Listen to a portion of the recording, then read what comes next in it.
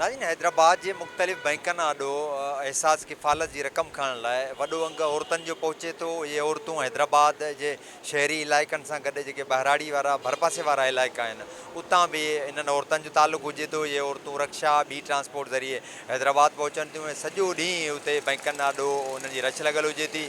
SOPs जी ख़िलाफ़ वर्ज़ी थिए थी, पर उन बावजूदि हैदराबाद जी जेका इंतिज़ामिया आहे उहा अघूर निंड में सुतल आहे। उहा न ई इन्हनि मुस्तहिक औरतुनि जो मसइलो हल करण लाइ तयारु आहे, न ई उहे SOPs ते अमल कराइण लाइ संजीदा नज़र अचे थी। एहसास किफ़ालत जे सेंटरनि ॿाहिरां जेके बैंकनि ॿाहिरां औरतूं मौजूदु आहिनि उन्हनि जो छा चवणु आहे, अचो त इन्हनि सां ॻाल्हि ॿोल करियूं। रश एॾी आहे, पेर रखण जी जाइ कान्हे ऐं हिकिड़ी रोज़ाई थी अहिड़ी हालत उते वरी इहे आहे। केॾी परेशानी थी थिए ॾिसो ॿारनि पोइ बसि छा करियूं, ग़रीब आहियूं, छाजी करियूं।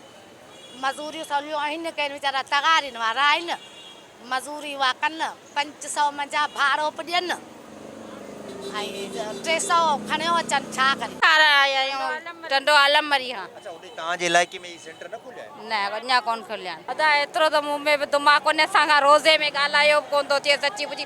जॾहिं सुबुह खां घुरायूं आहे न, असीं आया आहियूं त लाज़मी ख़ुशामद न करियो न। तव्हीं त पंहिंजा पघार खणो था न, त पोइ तव्हांजो कहिड़ो हक़ आहे अवाम जा पैसा कचो था। घुमर धरियो असांखे हिकु मंझा कढे छॾियो अथनि, हाणे बि खायूं ॿाहिरि, इहा महिरबानी करियो। कूड़ था हणनि, वर बटन मां ॾिननि वारा असां कोन था ॾियनि। हा, असां ॾिठोसीं वठी वयूं 4 मायूं वठी वयूं 4। असांखे सुबुह 7 बजे खां हिते आया आहियूं। जेके पहिरीं आया आहियूं असांखे हीउ टाइम थी वियो आहे।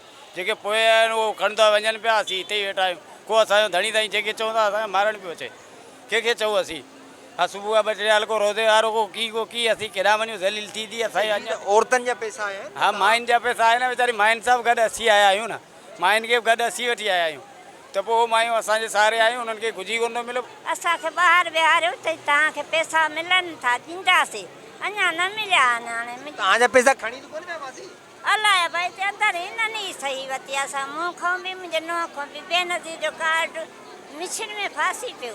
असां ग़रीब मज़दूर माण्हू आहियूं, असांखे सरकार जे तरफ़ां माण्हू एजेंट मिले जेको असां ग़रीबनि न्याणियुनि खे पैसा कढीजे। ही अवामी माण्हू अचनि था, 5 माण्हू तुंहिंजा आहिनि, तूं आहे कढी वई, वरी ॿियो आयो उन जा 5 माण्हू लेडीस उहो कढी वियो। बाक़ी जिन वटि एजेंट ग़रीबनि वटि न आहिनि उन्हनि जा बचा दरबदरनि। त असांखे सरकारी तरफ़ां एजेंट मिले, बैंक जे तरफ़ां मिले, जेको सभिनी ग़रीबनि खे उहो पैसा कढिजे। त इंतज़ारु केर बि न कंदो। हाणे त ग़रीब रोज़ सां वीचारियूं न्याणियूं परेशान आहिनि। 8 बजे खां वठी आयल आहियूं, असांखे न को पैसा मिले न को छा। अथई माई रोज़ा थी 2 चकर ते किरी आहे थी, हली ॾिसो गाॾीअ में हली पई आहे, अञा को बि असांजो थिए ई कोन थो कमु। वरियो था त गीरे असीं खणे वञूं, वरियो खणी अचूं, वरी वञूं असांखे त हिते अंदरि आणियो, वरी असांखे ॿाहिरि धिकारियो कढी अथनि बसि।